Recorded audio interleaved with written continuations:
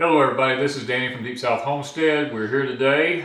We just got through shrink wrapping our chickens. We've let them cure now for 2 days in the refrigerator to kind of help tenderize them just a little bit more. Guys, I can honestly tell you, these are the Cornish cross. These are 8 weeks old. What we did, we had 24 of them. At 8 weeks, we picked the 10 biggest ones out of there. We left the other 14 for 1 more week. We're going to leave them. These guys, some of these are 8 pounds dressed. That's I don't know what to say about that. I've never raised an 8 pound chicken dressed. That's more like a baking hen that's a turkey. My turkeys weren't even this heavy.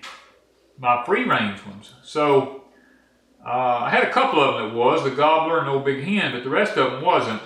But guys, I highly recommend going with the Cornish cross. It's a little aggravating, I'm not gonna lie about that, because you have to clean the room or the pen every other day. And toward the end of their growing, I want to say probably week 7 to week 8, they were eating a bag of feed, a 50-pound bag of feed every 2 days. And yes, it was a little bit expensive, but let me tell you something. This is some of the best meat. We have tasted one of them, cooked it. It's fantastic. I mean, I can't say enough about it. Wanda took 2 of them. Now, there's only 8 here. She took 2 of them over here, and she cut the meat off the bones on them, and she set the meat to the side. She separated the white meat from the dark meat. Then she took all the bones, and she boiled them and made broth out of them, and then took the broth and separated the meat into the jars, white from dark, poured the broth over it, and canned the meat with the chicken in its own broth. So we have 2 chickens done this way, and then we have 8 right here like this. And let's just say an average here, some of these are 7 pounds, 6 pounds, 8 pounds. So let's just say an average of, if we just did 6 to 8 is 48 pounds of meat right here. Plus the other 2 over here that's in jars that will last for years, that we can have anytime for soup or chicken and rice or whatever we decide to do with it.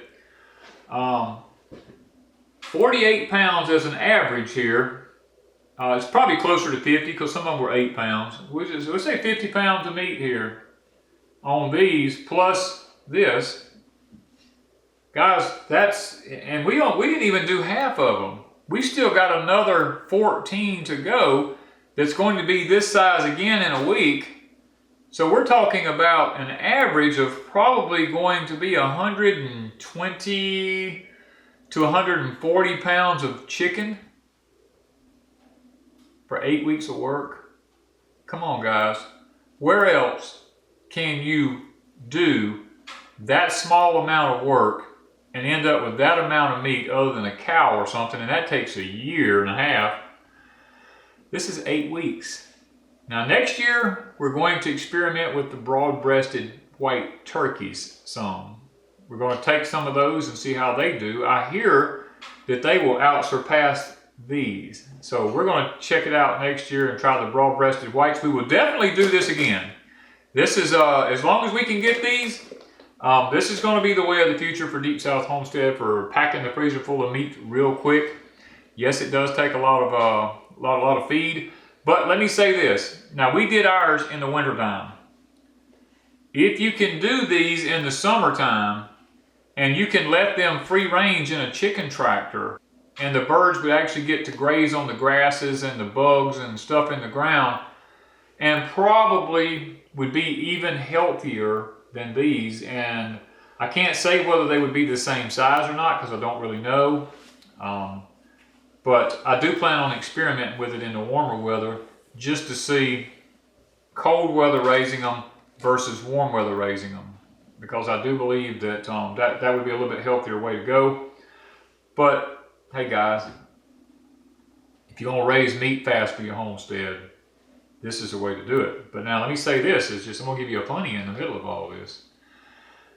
If you're processing these chickens, do be careful, because when you throw them in the chicken cone, most of mine did not fit in my cone. I know this may sound horrible, but I actually had to tie a string around their neck where I could pull their head down far enough to be able to bleed them out, because their breasts and their bodies was so big that they would not go deep enough in the cone in order to be able to do that.